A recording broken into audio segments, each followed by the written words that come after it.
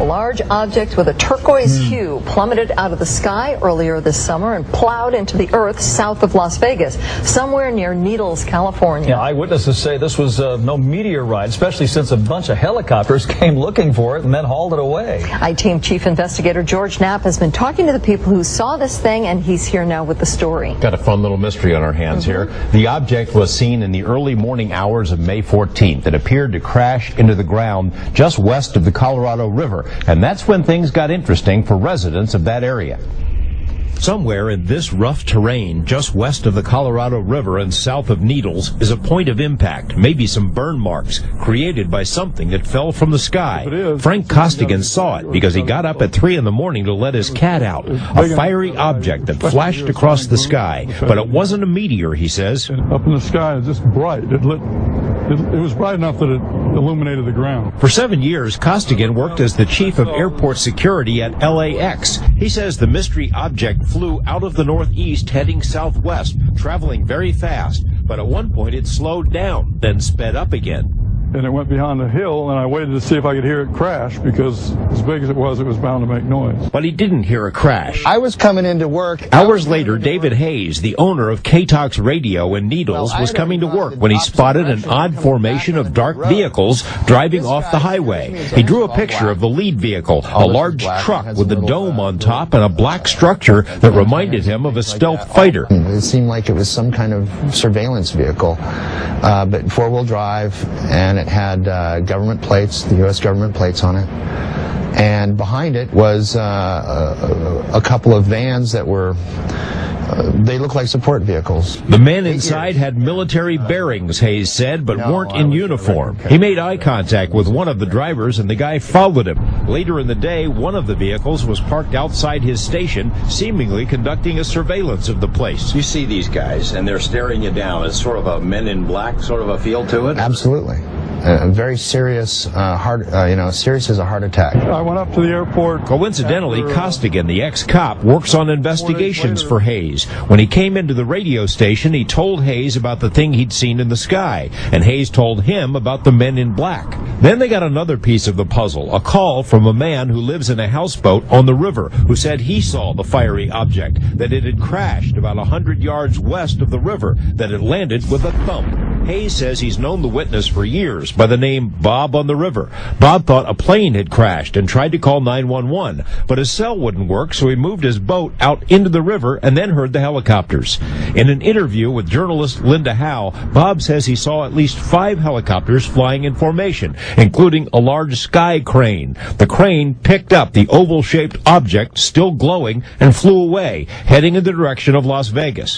One odd detail, the choppers arrived only 17 minutes after the object crashed. Bob described it to Hayes. About the size of he said it was like the size of a semi-trailer, about like a oblong-shaped thing, and like a tank, something like that. There's got to be something, some evidence on the ground. Out of the blue, the people at the station got a call from a friend in Laughlin who said the Laughlin airport had been inundated on the night of the crash with so-called Janet planes. That's the airline that flies workers to top-secret Area 51. Costigan says the airport could not confirm this because no one's on duty after 6 p.m. at night, not even in the tower. The black vehicles have left Needles. Bob, the houseboat guy, can't be found either. The fact that there were people here the next day, almost like a team, it seemed like, that they were doing either some sort of cleanup or whatever. The point is that something definitely happened. We phoned nearly every agency we could think of to see if they had received any report or knew anything, and not surprisingly, none of them seem to know anything. They're aware of it, they just don't have any specific information. Here's the list of those we called. Police agencies in 3 states. We called the Laughlin Airport, the National Weather Service, the FAA, several military bases, including Nellis. A military watchdog group found a public record showing there was at least 1 Army helicopter in that area at the time. That that helicopter, oddly enough, is listed as being attached to a U.S. base in Europe. So, you know, the question is, what the heck's it doing here? We're following Freedom of Information requests, and we're going to report back when we get some responses. We have some links on our website where you can learn more about this case, plus an oldie but goodie, a video report we aired about 8 years ago about another weird crash here in Nevada. We're just getting started on this thing. We've got some good links. I think we're going to get some answers on this thing, and we'll come back with more. Be intriguing. Thanks, George. Well, floodwaters are doing some pretty major damage. The FAA and other public agencies say they have no idea what plummeted from the sky and plowed into the ground near the Colorado River. It happened in May, and a number of eyewitnesses saw it. They also saw the flotilla of helicopters that arrived shortly afterward to retrieve whatever it was. The I-Team's George Knapp has kind of been looking into this mystery on the river. Now here with the latest, George. Well, I think we can rightfully call this a UFO crash since the object, whatever it was, is as yet unidentified. When we first reported on it back in July, we told you about a key eyewitness who had seen the crash up close and then dropped out of sight. It took a while, but we found him. He still doesn't want us to mention his real name, but he had plenty to say about the crash and what followed. According to eyewitnesses, the mystery object blazed out of the sky in the early morning hours of May 14th. In Bullhead City, former LAX police chief Frank Costigan noticed the turquoise light overhead. It kind of got bright, so naturally I looked up, and I picked it up right about here, heading in that direction, and went up like this speed, down behind that hill right there. I expected to hear the boom coming from somewhere. Elsewhere in Bullhead City, Brad Allen's son saw it in his telescope. And it was weird to him because it was going fast and it seemed to slow down and then picked up speed again. And it was really bright. Looked like it was darn near coming right at me. This fisherman was on a slow drift down the Colorado River south of the town of Needles when the large glowing cylinder plunged out of the sky. It didn't look like a meteor. I've seen meteors before. It looked like a plane crashing. The witness, who prefers to be known as Bob on the river, says the object slammed into the riverbank 50 or more yards west of his houseboat. It hit and it thumped. It didn't crash. It didn't explode. It went poof, a thump. In this desolate stretch of the river, much of the surrounding land is sandy, like a beach, so a thump on impact rings true. Because the river is lower than the bank, houseboat Bob could not see the crash itself, but he had no trouble eyeballing the military-type helicopters that swooped in just moments later. I believe there were 4 of them. One kept its light on me, one kept its light on the front of my boat, two of the other ones were circling. The smaller choppers were joined by a huge sky crane, similar to this one, which somehow attached itself to the crashed object, then hauled it away in formation toward the north. Minutes later, in Bullhead City, Brad Allen saw the aerial procession. I looked through the binoculars, and below one of them was a green object. It wasn't glowing, it was just faint green. There's so many possibilities of what it was, but the story of the UFO crash and the mystery helicopters first emerged on K-Talk's radio in Needles after Bob on the river called in, a decision he came to regret. When the story went national, Bob was nowhere to be found. In the months since, the I-Team filed records requests with more than a dozen federal, state, and local agencies. Not one knows anything about the incident, although 2 federal intelligence agencies stated they have no records they can release. UFO groups have assumed the object must be a crashed flying saucer, similar to the famed Roswell incident, and that it was retrieved under something like Project Moondust, a real program from the Cold War designed to locate things that fall from the sky. We've had things that fall down for a long, long time, and you have people who go out and pick up things that fall down. That doesn't make them extraterrestrial. Retired intelligence Colonel John Alexander thinks it's possible that what crashed near the river was something being developed in secrecy by our military. His best guess, some sort of UAV, a pilotless warplane, the kind said to be in development at Area 51. Well, it's only unidentified to you. They know what it is, and there's also the possibility that you lost control and it flew off the range. So It's not that far from Edwards or any of the test ranges. Lockheed Martin, for example, has conceptualized a number of super-secret, high-tech, unmanned flying machines capable of morphing into other shapes during flight. And what about military choppers? The I-Team found several stationed during the summer in Henderson, attached to a special ops group known as the Night Stalkers. I'd sure like to know. I thought it was a plane crash. Was Houseboat Bob intimidated into laying low, as ex-cop Frank Costigan told us? When we found him a few weeks ago, the fisherman was cagey. It's a very difficult question to answer, Mr. Knapp, especially at this time. Privacy. You could say that. I mean, Obscurity. You don't want attention. Oh, absolutely not. But he added this intriguing postscript. I don't believe we were meant to see this. Houseboat Bob isn't the only person to feel intimidated. In the days after that crash, Needles residents say they had regular encounters with government agents in dark, unmarked vehicles, sort of like men in black, asking tough questions. That part of the story tomorrow at 11. We'll also take a boat ride with Bob to the spot where this thing came down. And on our website right now is a GPS reading from that spot, in case you want to go out on your own UFO hunt. There are people getting out the door right now. Absolutely. Houseboat Bob, where'd he go when people couldn't find him? Well, he didn't go far. He basically turned off his cell phone and he floated around a bit. And there are all sorts of these nooks and crannies down there on the river, and he knows them like the back of his hand.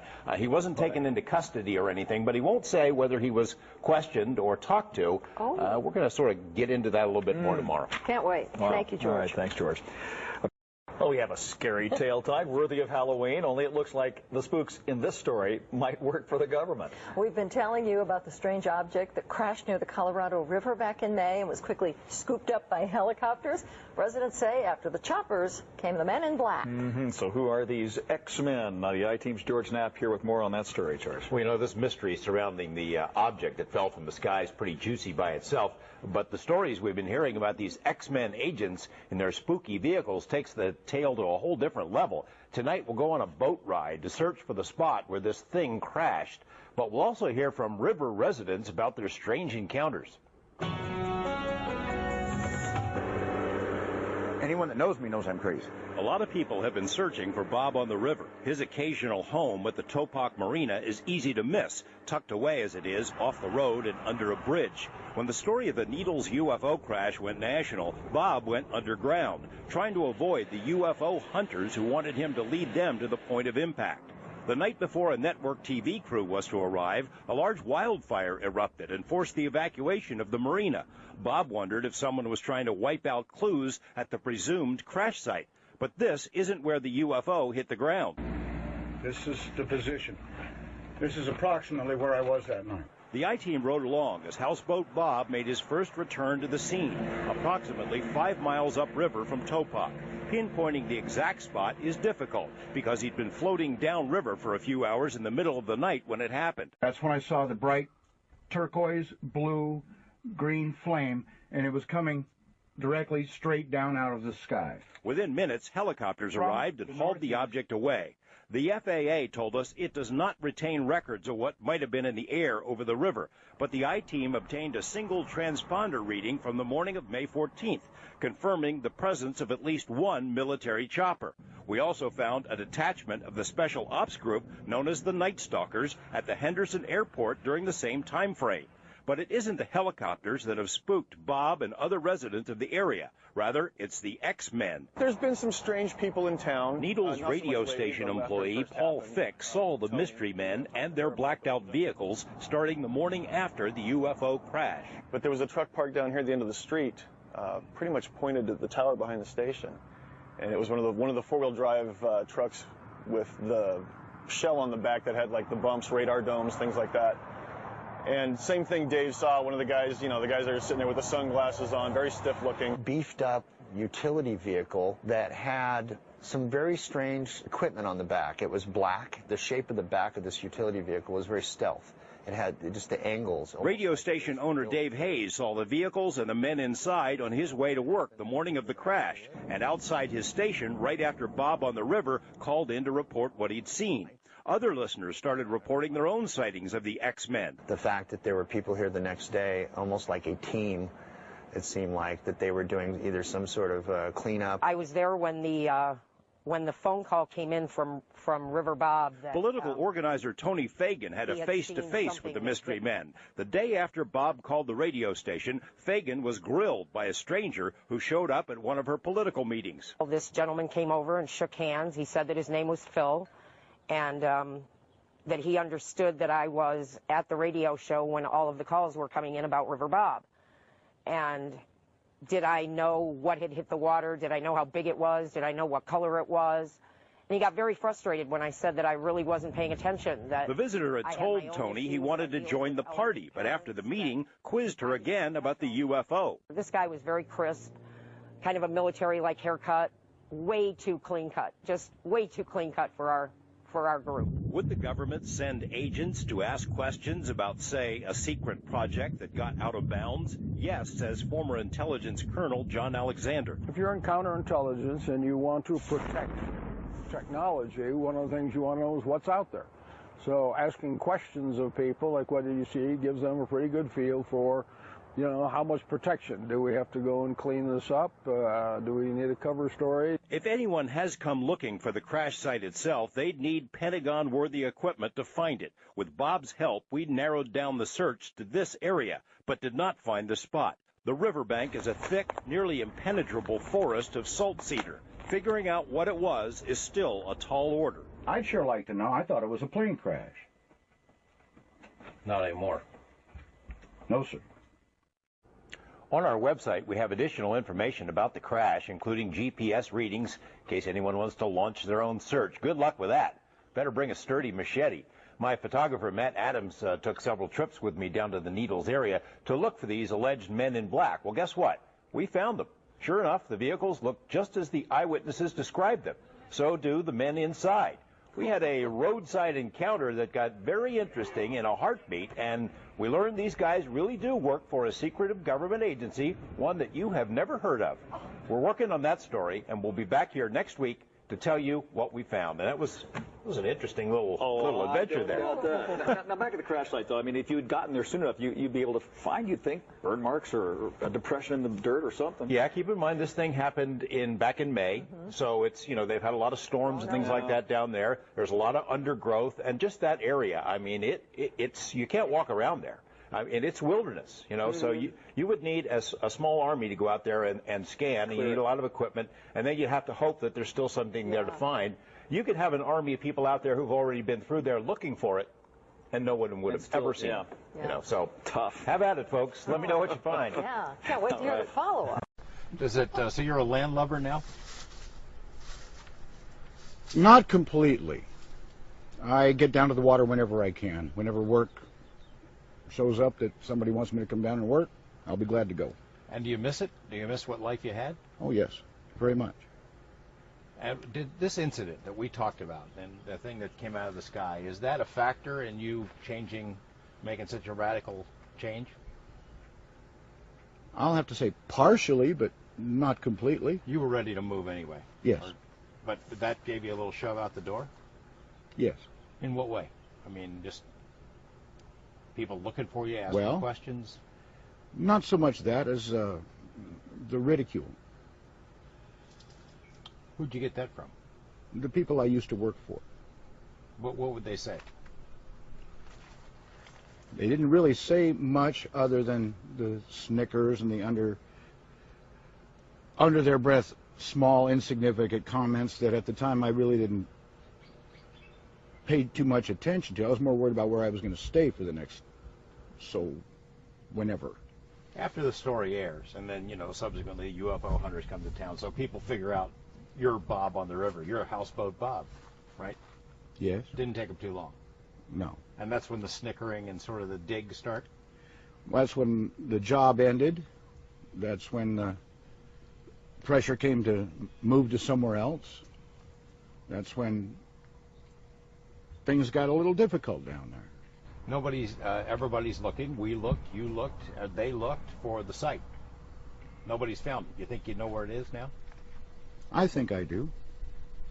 And why do you think you've narrowed it down? I mean, what are the factors that make you think that? I've spent more time on the land in the area of what I believe to be the crash site, in my own time with my own four-wheel drive, doing my own efforts out there. But keep in mind, this wasn't reported for 5 months after the situation occurred. And after that, now it's been a year. I honestly, and in my heart of hearts, believe that that site was cleaned up immediately after the crash took place. Because it looks too clean. It looks too clean. Thank you. I couldn't say it any better myself. It's, when you're used to the river and you know that part of the river and that part of the landscape on both sides, whether it's Arizona side, California side, either way. Other than the people you work with, the people in your immediate circle back then, do other people put you together with that story? Hey, you're the guy? Occasionally, especially if I go shopping in Needles. But they're all, the people in Needles are always very supportive and very kind and very friendly about it. Open-minded about what it might be. And positive. Right. And upbringing. They've been very helpful. You get other people that say, oh, you're crazy, you know what you're talking about, it's nuts to talk about this stuff. That would just be the people I used to work for at the marina. You think you'll ever have a final answer about what it was? Oh, I know what it was. Tell me. It was something that came out of the sky. I was in the wrong place at the wrong time. But everything has been good since then. Things are on the up and up. The economy's getting better. Just like what I was led to believe, everything's going to be okay. Any regrets about coming forward and just talking about it, either to the K-Talk guys or to us? No regrets about talking to CBS and to George Knapp. A few regrets about other situations. Other media. Other media. Strange, unmarked vehicles with blacked out windows, a forest of antennas. They've all been spotted in southern Nevada and in neighboring states. Who are these guys, and why are they driving through Las Vegas so often? The I-Team went looking for the alleged men in black and found them.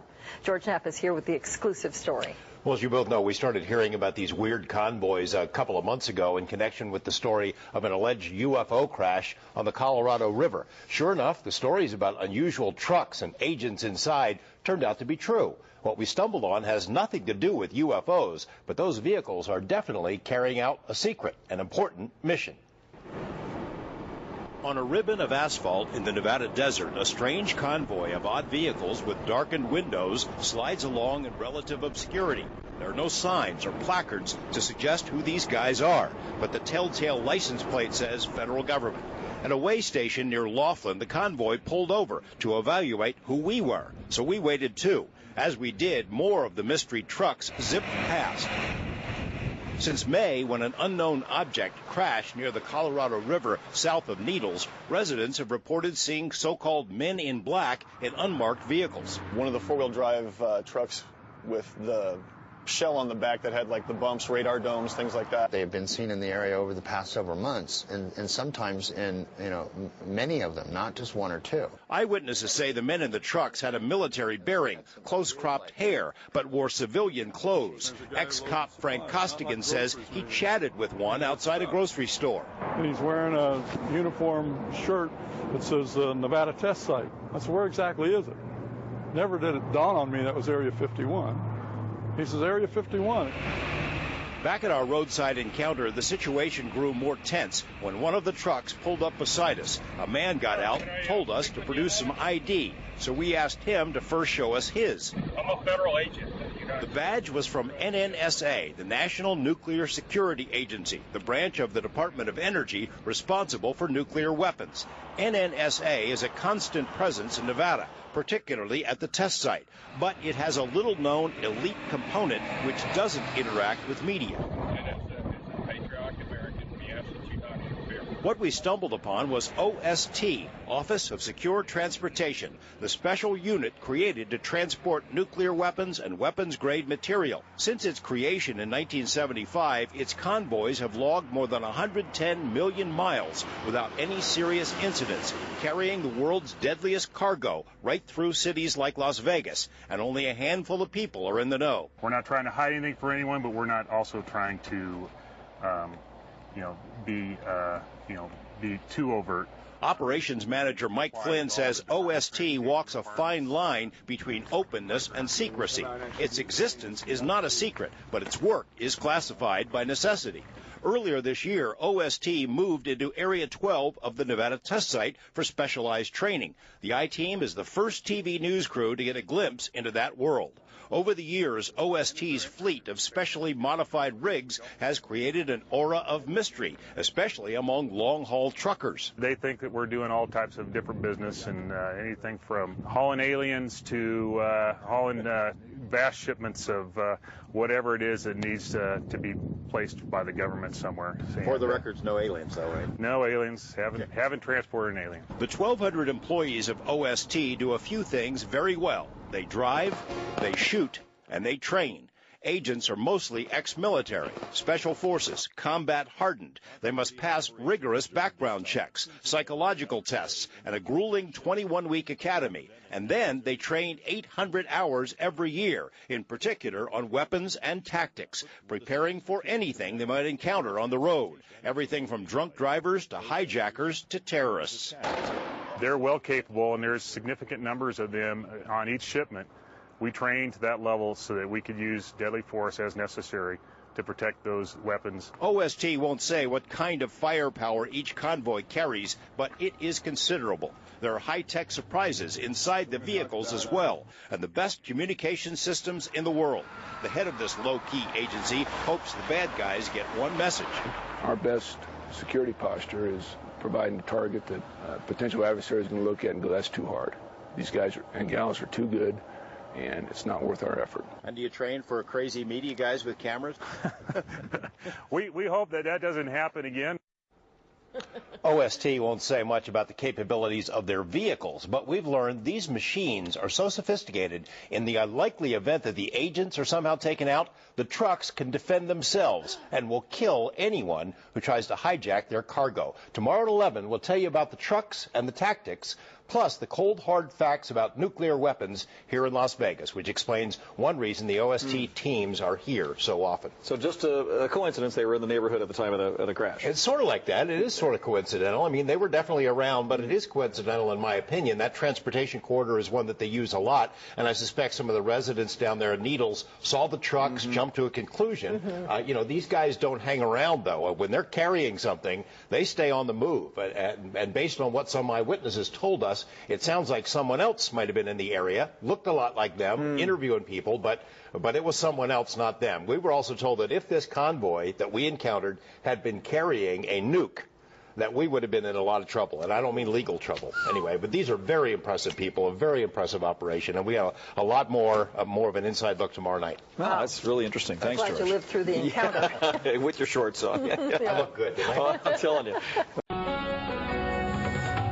No place in the world has been nuked more than Nevada. Our state has a long and colorful history with atomic weapons, not only at the test site, but at Nellis Air Force Base as well. Now, a restricted section of Nellis is widely regarded as a major storage site for nuclear warheads, which is one reason why agents of a super-secret operation are here so often. The I-Team's George Knapp ran into some of these agents and was then invited to take a peek at their incredible operation. It's been quite an experience. You know, as we revealed last night, it's called the Office of Secure Transportation, or OST. They're a little bit 007, with maybe a dash of Rambo, but the smarts and technology of a Tom Clancy hero. This is the first time OST has allowed a TV news crew to get a glimpse of the vital work they carry out in secrecy and how that work protects all of us. As it turns out, a lot of it's focused right here. Decades ago, this sprawling complex tucked into the foothills northeast of Nellis runways was known as the Lake Mead Base. These days, it's called Area 2. It's one of the 3 largest weapons storage sites in the nation. Its bunkers packed with bombs and explosives used to train the world's best fighter pilots. But there's something else here, too. Secured behind the triple-wired fences and serious warning signs in hardened tunnels that cut deep into the earth is one of the largest stockpiles of nuclear weapons in existence. As a matter of policy, the government won't confirm or deny this, but it's believed there are more than 200 and perhaps as many as 1,000 of the most terrible weapons ever built, all within 10 miles of downtown Las Vegas. When the atomic testing program was at its peak, the bombs that obliterated chunks of the test site were stored until needed at Area 2. More recently, the devices have been reconfigured to be used in non-nuclear testing at Area 52, the Tonopah test range, or are transported to other places where they're dismantled altogether. We've got treaties where we're reducing the number of nuclear weapons that are out there. So the weapons that we have in the inventory, we have to get them to the facility that does the dismantlement. That's Pantex. So we know that we're going to be moving the weapons there. And that's the job of the OST, Office of Secure Transportation, a vital but low-profile unit that operates with the precision and firepower of a commando squad and the stealth of a CIA agent. By necessity, it is an elite group. These are some of the best trained, smartest, physically fit and capable young men and women the United States has. Colonel Craig Tucker commanded Marine units in Iraq and brings the same intensity to the OST. No matter how you cut it, moving nuclear weapons anywhere carries inherent risk, so his agents anticipate and prepare for the worst. That means constant training, much of it weapons training. Each OST agent is an expert marksman, and each convoy carries an arsenal, though they decline to talk specifics. An assortment of specially modified vehicles accompanies every shipment. Millions of Americans have probably seen them on the road and thought nothing of them, since there are no special signs or placards on the trucks to indicate what's inside. If the I-Team hadn't been looking for vehicles fitting their description, we might not have even given this convoy a second glance. What we didn't know at the time is that the trucks can defend themselves. It's a armored tractor, and then the trailer is a secure trailer that is capable of basically defending itself in case of attack. A truck that can defend itself? The Transformers movie comes to mind. OST's big rigs are not quite that sophisticated, but they undergo radical transformations before they're put into service. For one thing, they have redundant communication systems that will let a central command know every time they move so much as a foot. Off camera, the I-Team was told that in the event that all the agents were somehow taken out, anyone who tried to steal a nuke from an OST truck would be dead, period. The vehicles are prepared appropriately to assist in the defense of the shipment. Earlier this year, OST set up shop at Area 12 of the Nevada test site, taking advantage of the good roads and infrastructure to do some serious real-world training. Characteristically, no announcement was made, but the experience went so well, the office is now considering a permanent presence on the test site. As part of the training, a team of designated bad guys devises ever-changing schemes to use in attacking the convoys. Sophisticated sensors record how many hits each truck takes during exercises. Other than our brief peek into the program, these efforts to protect the world are something the public never sees. Their capabilities and their professionalism and their intellect speaks for itself. There's no need to come out and really advertise it. OST does not, as a rule, alert local agencies when it's coming through with a special cargo, but in recent years it's developed an outreach program to state and local law enforcement because it knows if something happens out there on the road, it would need the help of the local guys. On our website, LasVegasNow.com, is a link to a video produced by OST to help in its recruiting program, and no, you cannot buy one of those magic trucks down at the local car lot. That would be nice. You know, some of the secret government things you've told us about in the past sort of were scary, but this one makes me feel a lot safer. Yeah, absolutely. Yeah, these people are really capable people. Yeah, and with terrorism and all that stuff, you know, it's good to know. When you call the government to ask if there are any nukes out at Nellis, what do they say? Well, it's not quite as succinct as, the secretary will disavow any knowledge of your actions, but almost, it makes sense, though, that they would not answer that question. I mean, why would they? Yeah. I did receive an email from someone who says he worked at Area 2 and who says all those warheads have now been removed. We have no way to confirm that, and after watching that place for a couple of days, which is what we did, I tend to doubt it. There's a heck of a lot of activity out there. Yeah, they don't mess around.